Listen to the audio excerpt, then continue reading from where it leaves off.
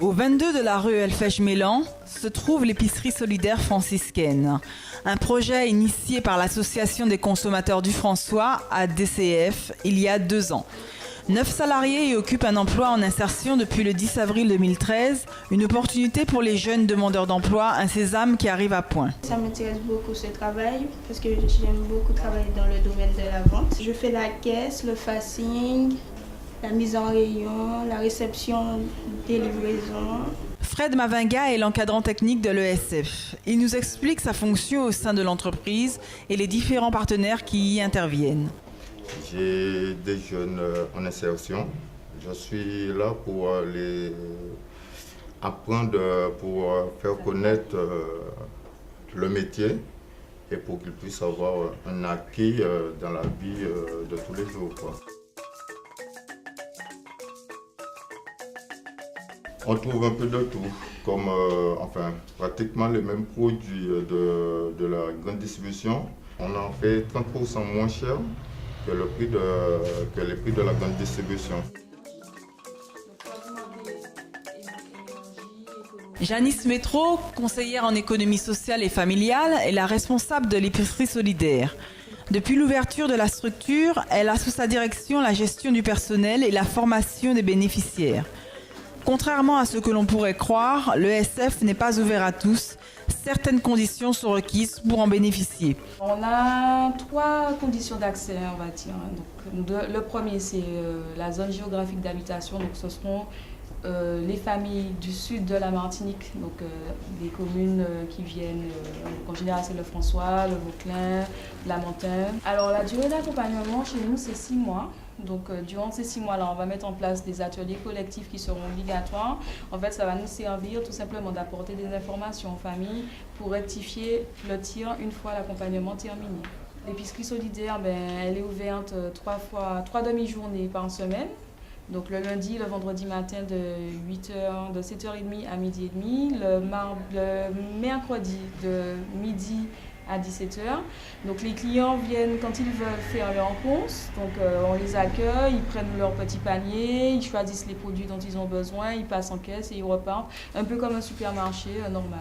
Pour démarrer, on a eu un peu de difficulté parce que la notion de projet personnel n'était pas bien comprise par tout le monde. Et puis bon, maintenant que les choses ont démarré, c'est vrai qu'on a une forte demande. Donc on doit faire face à ça parce qu'aujourd'hui, nous, à l'épicerie solidaire franciscaine, on ne peut avoir que 30 personnes bénéficiaires. Monsieur Albert, un bénéficiaire de l'ESF, a mal géré son compte ce mois-ci et il en paiera les conséquences. Ceci est une simulation jouée par l'un de nos salariés de WIS, Web Info Sud. Une fois par semaine, les salariés profitent des cours de l'ASP ou accompagnement social et professionnel d'une conseillère. Vous choisissez tout ce que vous voulez, après vous allez à la caisse.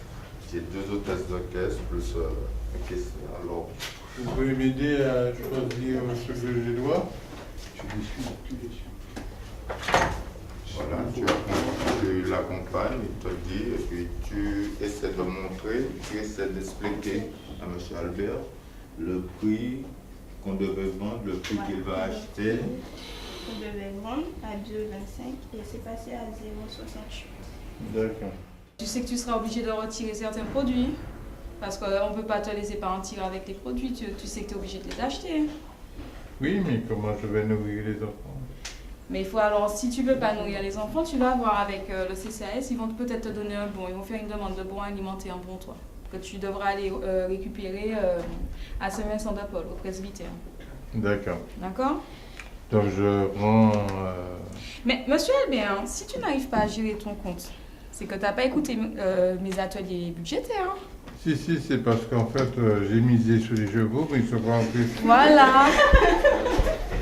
Et qu'est-ce qu'on avait dit la dernière fois? Que c'était pas une dépense, ça devait être une dépense occasionnelle. La mission principale d'une épicerie solidaire, donc celle du François, c'est quand même de sortir ces personnes dans un système d'assistanat, donc de respecter leur dignité en leur donnant des produits de valeur, mais à moindre coût.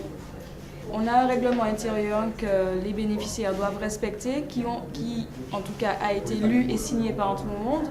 Et dans le règlement intérieur apparaît le fait qu'on ne fasse pas de crédit et qu'on ne fait pas de gratuité non plus. L'objectif de l'accompagnement social et professionnel est d'abord de permettre à ces personnes de résoudre leurs difficultés sociales qui parfois leur empêchent donc d'aller vers un emploi ou vers une formation. Une fois ce travail enclenché, qui se fait d'ailleurs en partenariat avec la chargée de la permanence sociale de l'association, eh bien, nous passons à une autre phase de développement personnel qui va permettre aux participants du chantier de lever toutes leurs difficultés, que ce soit lié à leur histoire, à leur famille, à leur façon et leur mode de vie. Et ensuite, nous allons travailler sur l'aspect professionnel ou formation, c'est-à-dire que pendant ces séances de travail, ils vont pouvoir se projeter et nous allons ensemble faire un plan d'action sur les formations qu'ils pourront faire ou les emplois vers lesquels ils vont s'orienter. Même si toute personne a un cercle d'amis ou un cercle familial, malheureusement, ce n'est pas au sein de leur famille ni dans leur groupe d'amis qu'ils peuvent exprimer ni leur peur de l'avenir, ni leur difficulté à trouver un emploi, ni leurs problèmes d'une façon générale. Et en fait, c'est lors des entretiens qui sont parfois individuels et des fois ça s'enclenche déjà en entretien collectif, qu'ils vont exprimer tout simplement ce qu'ils ressentent, ce qu'ils éprouvent et ce vers quoi ils veulent aller.